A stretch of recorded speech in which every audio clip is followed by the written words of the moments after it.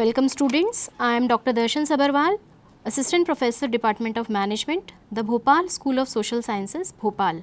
Students, today we shall discuss something about CSR, Corporate Social Responsibility. Today we shall discuss evolution of CSR, that means historical background of CSR, theoretical concepts of CSR, Carroll's CSR pyramid, triple bottom line theory and stakeholder theory of CSR. So, students, what is CSR? CSR simply means the self-regulation on part of the businesses for becoming socially accountable. This may include improving working conditions, reducing carbon footprints, adopting fair trade practices and so on. So, when businesses recognize their duty towards various sections of the society and environment also, we can say that it is a case of CSR. So, let us see what is the historical background of CSR, how CSR has evolved during these years. CSR has its roots in corporate philanthropy.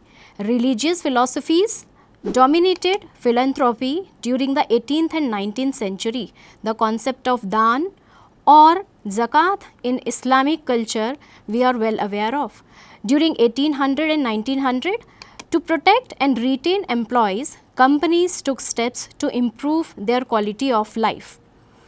Howard Bowen, he was the first one to coin the term CSR or corporate social responsibility. He published a book in 1953 which advocated for business ethics and responsiveness to societal stakeholders called Social Responsibilities of the Businessman. Further, in 1970s, the CSR concept took off in the United States. In 1971, the concept of social contract between businesses and society was introduced by the Committee for Economic Development. This contract brought forward the idea that companies function and exist because of public consent and therefore there is an obligation to contribute to the needs of society. Students, we are well aware of the cases like Tata's manufacturing plant at Singroor was not able to be feasible because of the public's disconsent that Tatas should not establish their factory at that place because of the protest of farmers and some other reasons. So, we must aware of the fact that due to public consent, the companies can function in any area. By the 1980s, early CSR continued to evolve as more organizations began incorporating social interest in their business practices while becoming more responsive to stakeholders. Increasing globalization in 1990s was instrumental in widening the scope of CSR and laid the foundation for how we understand CSR today. Here students, I would like to stress this fact that CSR is though a voluntary concept, but the government of India has made it mandatory, India becoming the first country of the world that has mandated the concept of CSR for companies by making an amendment in Indian Companies Act 2013. So, for companies functioning in India, this concept of CSR is mandated by the law. Now, we shall discuss something about the theoretical concept of CSR.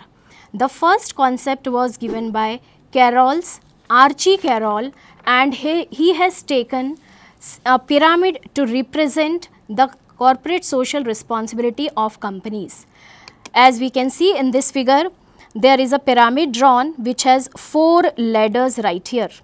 So, the first ladder is economic responsibilities, and according to Carroll, economic responsibilities means for companies to be profitable, and it is required by the society.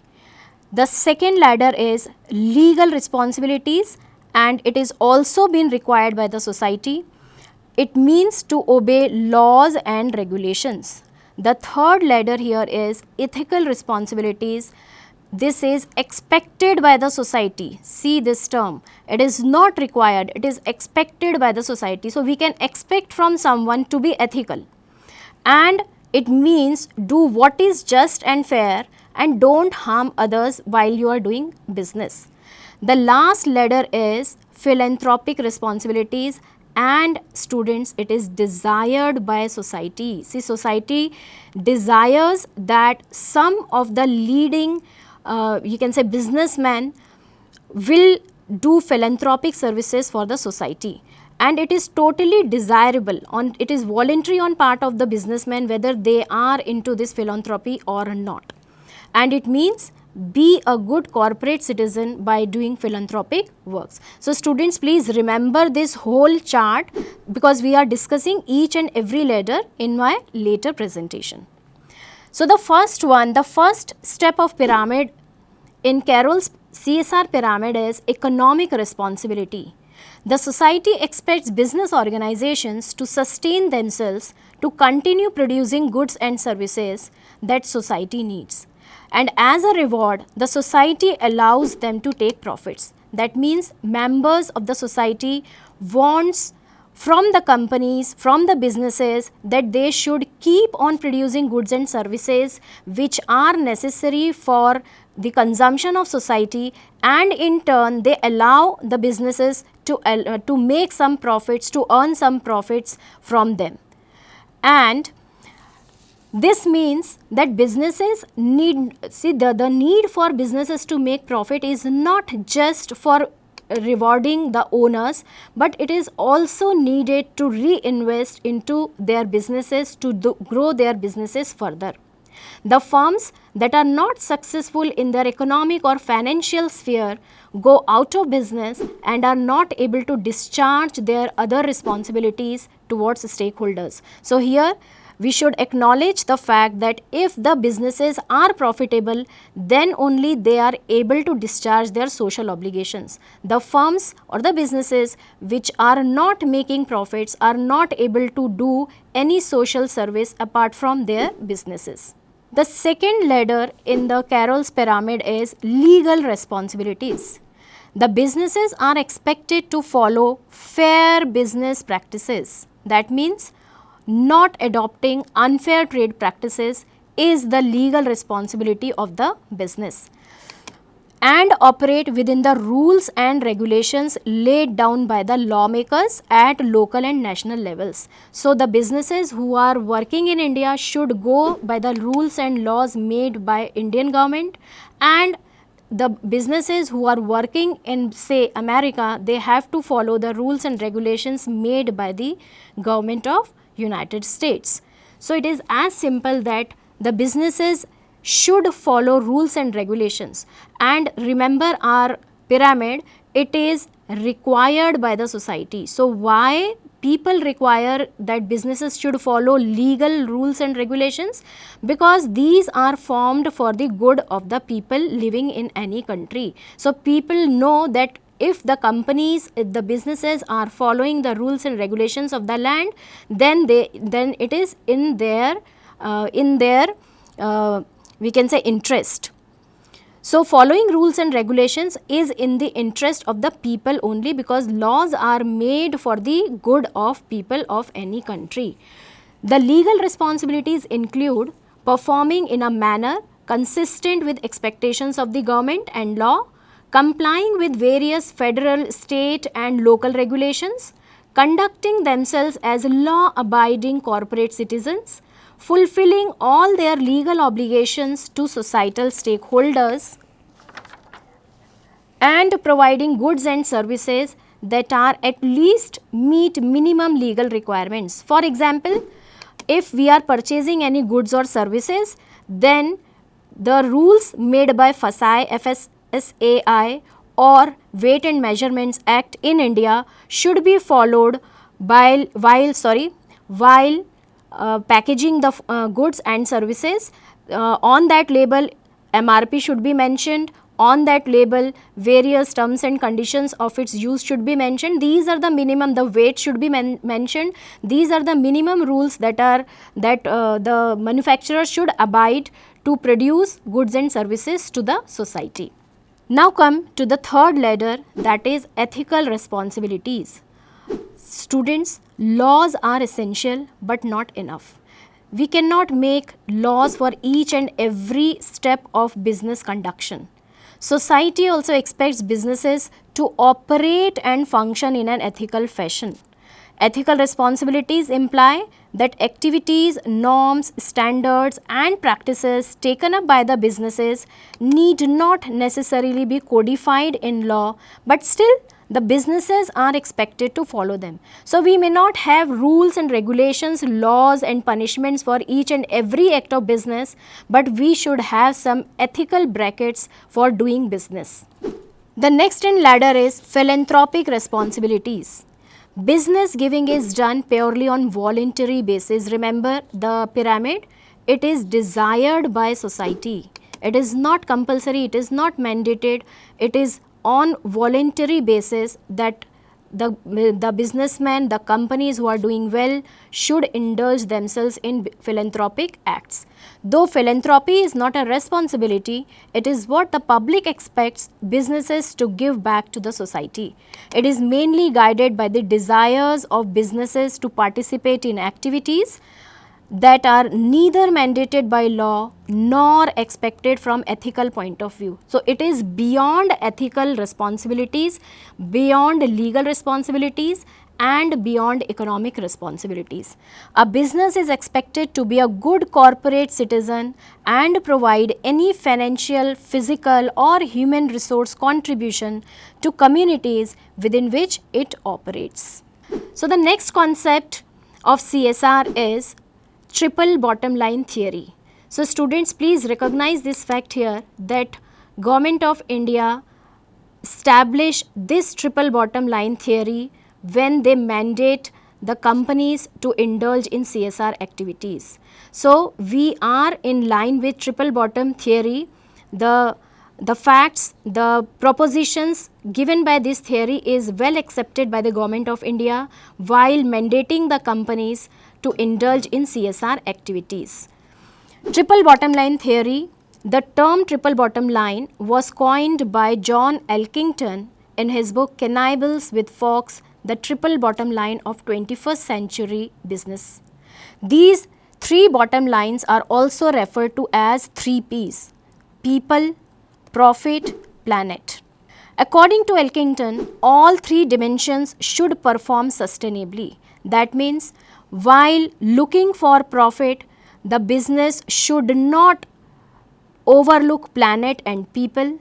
While looking after the environmental considerations, the businesses should not forego with profit and people, and so on. So, while looking for one dimension, the businesses should not overlook the other two dimensions. This is the basic understanding of this triple bottom line theory. So, the first dimension in triple bottom line theory is economic dimension, or commonly called as profit. According to this theory, the most important thing for a company is not to make huge profits, but rather to make continuous profit on a sustainable basis over a long period of time. So, there should be consistency in making profits rather than making huge and large surplus profits every year. Triple bottom line businesses also recognize that profit is not diametrically opposite to people or planet. That I have explained earlier, that while doing business, while earning profits, we should not overlook the people and planet proposition, and vice versa. The second concept or the second dimension is people's dimension or social dimension in triple bottom line. According to the triple bottom line CSR framework, it is essential that corporations achieve social sustainability.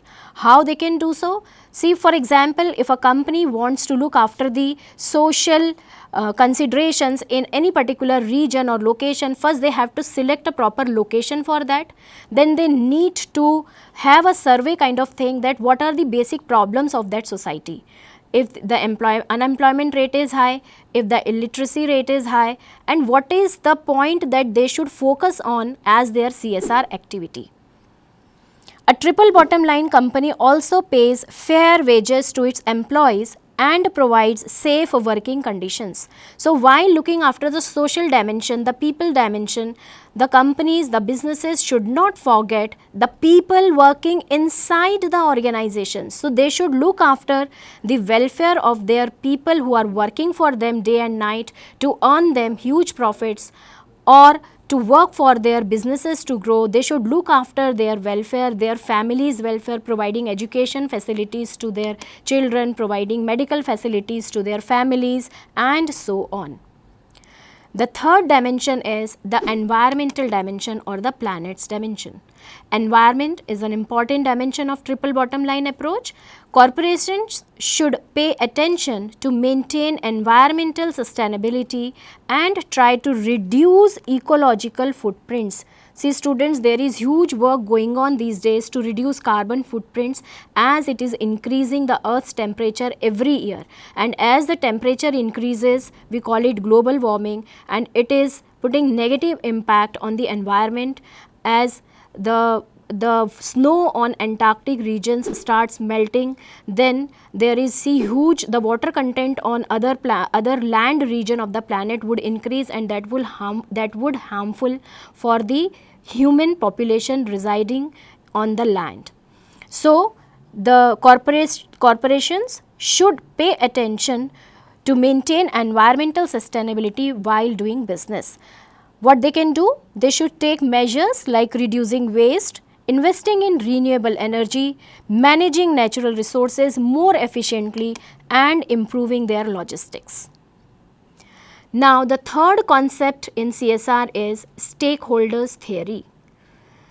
As we all know, you are familiar with the concept of social responsibility of business, and we have seen in that businesses are responsible to various stakeholders like customers, like government, like society, the people in general, like our financiers, like our suppliers. The theory resembles that only.